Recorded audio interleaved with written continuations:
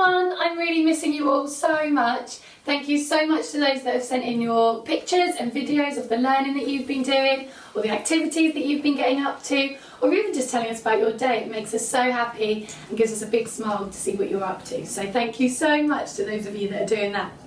Today, I'm going to let you in on a little Martin household Easter tradition.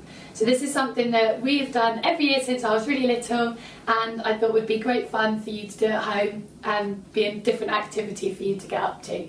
So for that, I'm going to need a special guest. Those of you that are in my class know this person quite well, and some of you may recognise her from walking around the school, but this is my mum. This is Mrs. Martin, and she's going to help us today with our Easter tradition of making an Easter tree.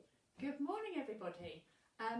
We've done this for a long time in our house. This is a very old vase that comes out every year, and all I do is I go out into the garden and have a look and see what bushes and plants have got a bit of foliage on them. I'm careful where I pick them from, because otherwise Mr. Martin gets a bit cross, and then I lay them out. I'd like to try and see if I can get a few long ones, because they're easier to hang things on.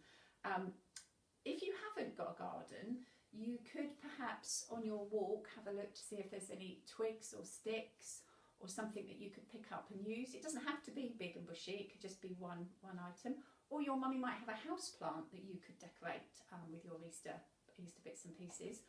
Or I don't know, we also have a really small fake Christmas tree. You might be able to have a look and see where that is. But it doesn't have to be looking like this, and so just go with whatever you've got, okay? And you could always just draw your Easter tree. So you could draw a vase that could look like ours, it could look like one you've got at home, and then draw your sticks with your leaves on it as well. It's just a different option. And you could draw your sheep and bunnies sitting in front of your vase as well. Some of my bits and pieces here are very old. This one, a couple of them belong to my mum, so they're very precious, and we put those on the tree. You have to be careful where you hang them, because some are a bit heavier than others and will pull the branch down. It's a bit trial and error as to where you might put them. Some of them are newer and a bit more funky than the older ones that were my mum's. These are quite clever because they're quite light, felty bunnies, so they don't actually weigh the branches down too much at all, but you get to see them hanging. If you haven't got anything like this that you can hang on your tree, Miss Martin spent yesterday afternoon making some ideas that you could hang on your tree. So, for those of you that know me, my drawing isn't my strongest point. It's something that I work on all the time. So I kind of thought, what can I do to help myself out? So I found a wooden spoon in the kitchen, and I looked at it and thought it looked like the shape of an Easter egg. So I used it as a stencil to draw around to then design my Easter eggs on. So these are a couple of the Easter eggs I designed, just some stripy ones there.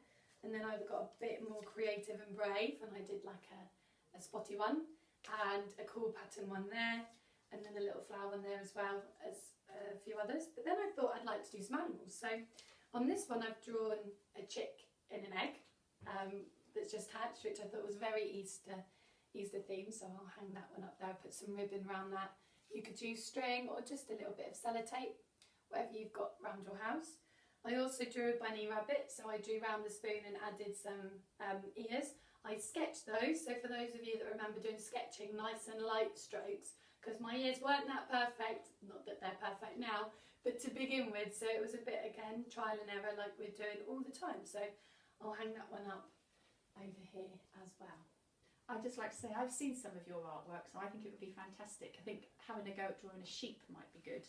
Oh, that was good. You could turn your spoon the other way and get the sheep's body and then make it all curly. So yeah, that's kind of our Easter tree. So that's our family tradition that we do in our house. What I'd love, if you can, and I was going to say, if you haven't got any of this, but you do have hair ribbon, you could again tie a piece of hair ribbon onto the tree, into a bow, like we do at Christmas with red ribbon, but for Easter it's green. But any colour ribbon would make your tree look really pretty. So yeah, like I was saying before, I completely forgot about that, to apologise, Mum, we'd love to see if this inspires you to make your own Easter tree. We'd love to see some pictures of you creating it, or your final product, whether that's a tree that looks like ours, a tree that you've been creative and gone away and designed on your own, or a picture, or anything else. We just love seeing everything that you're doing. It really makes us smile, because we miss you all. Take care and keep smiling, everybody. Take care. Bye. Bye-bye.